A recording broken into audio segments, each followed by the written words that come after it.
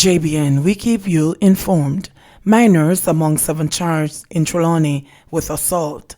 The Trelawney police have charged 7 males, including minors, with assault occasioning actual bodily harm in relation to an incident in Duanvale in Falmouth on Sunday.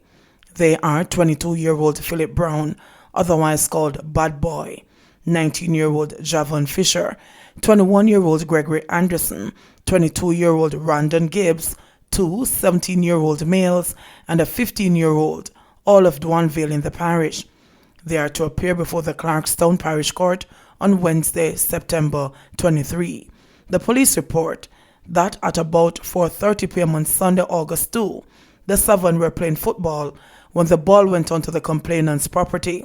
An altercation developed, and all 7 persons allegedly attacked the complainant and assaulted him, breaking his ribs.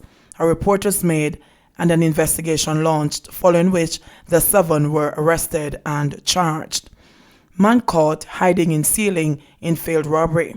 A man who allegedly broke into a business place with intent to steal cash has been charged by the St. Andrews Central Police. He is 26-year-old Canefield Dias of Maho Road, Kingston 11. Reports from the Halfway Tree Police are that at about 1:15 a.m. on Tuesday, August 4, an alarm was triggered at the location and the security team responded. Dias was reportedly cornered in the building and was caught hiding in the ceiling. The police said a court date is being finalized for him to answer to the charges on office breaking with intent and malicious destruction of property. Kingston businessman dies in suspected suicide. A Kingston businessman is suspected to have committed suicide at his home on Sunday, August 16. According to the police, at about 3:30 a.m., the body of 49-year-old Christopher Sardrew of Halls Boulevard, Kingston 8, was discovered by a relative. The police were called, and on their arrival, his body was seen in a room lying beside a chair with a piece of cloth tied around the neck. The scene was processed and the body removed to the morgue. Man denies COVID-19 claim. The young man, many have fingered as the individual who spread COVID-19 in a St. Thomas community recently, has stepped forward to flatly deny the claim. Earlier reports linked the young man to the spread, with allegations swirling that he had gone to the eastern Jamaica parish to seek spiritual healing from the virus, but had only succeeded in passing the disease on to others, forcing the government to place the church corner community of St. Thomas Eastern under quarantine.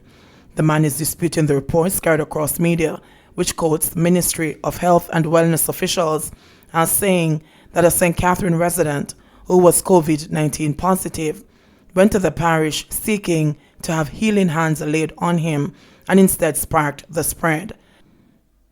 The man said he resides in St. Catherine but is originally from St. Thomas, where his parents still live.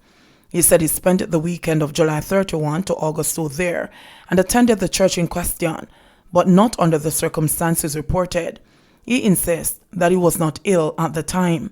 He said widespread media reports pointing to him as the source of transmission has led accusations directly back to him and his family, and that their lives are now in danger with people threatening to harm them. Right now, I can't even go back to St. Thomas. My life is being threatened because you're saying that the bad come infect the people. And if we see him or buck him anyway, we have to get rid of him, he said.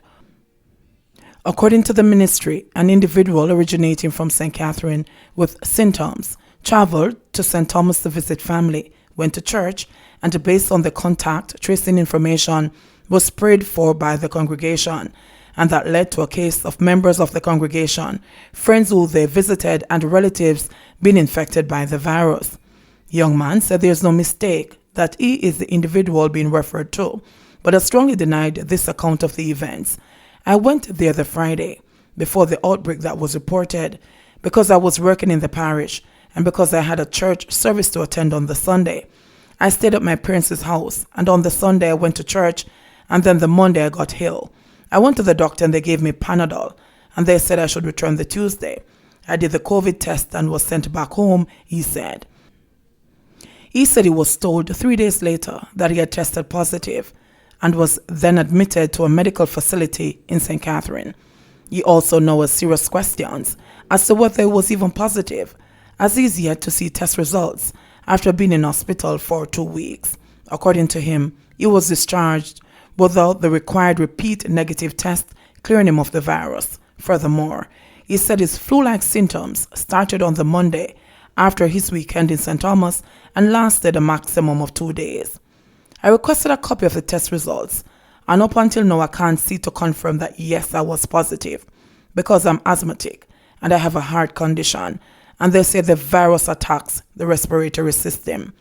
They say you have to have 2 negative tests before you can be released, and none of that has happened.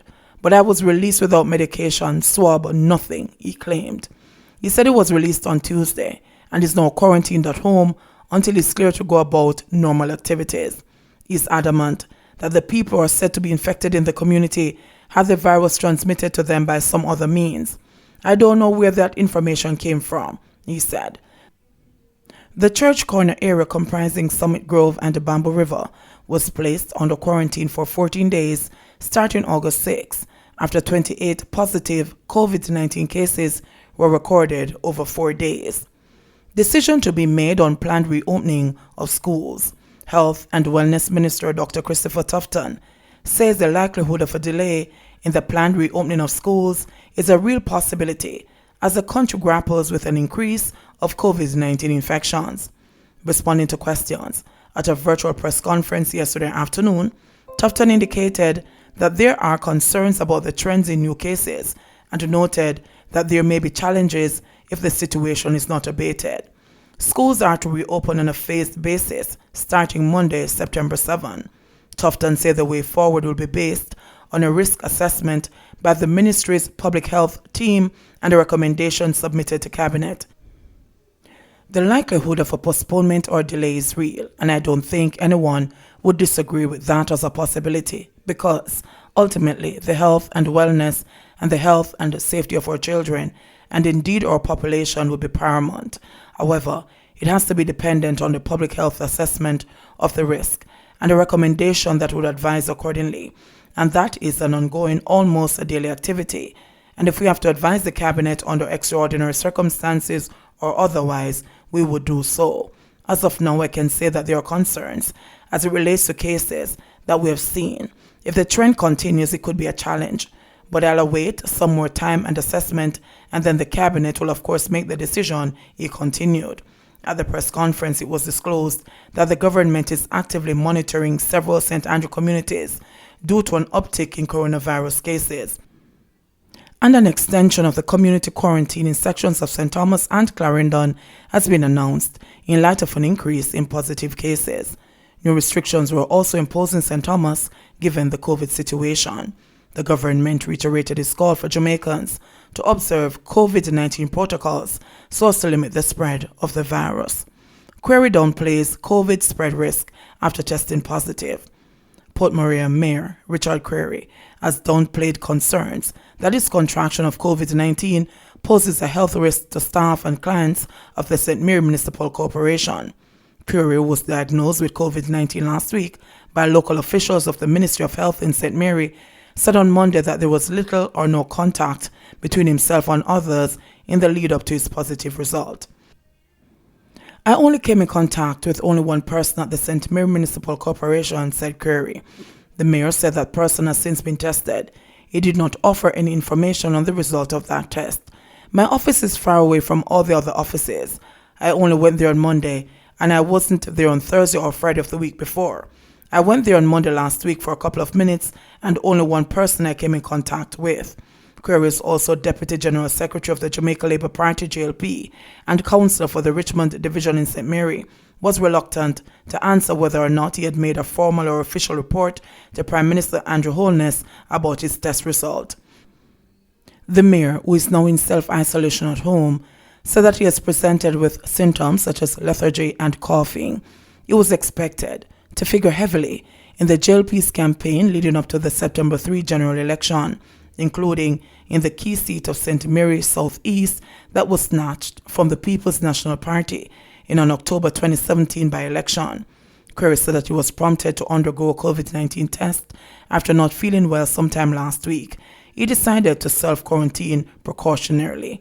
JBN, we keep you informed. Please remember to subscribe, like, share, leave us a comment, and click the notification bell to receive our daily news items.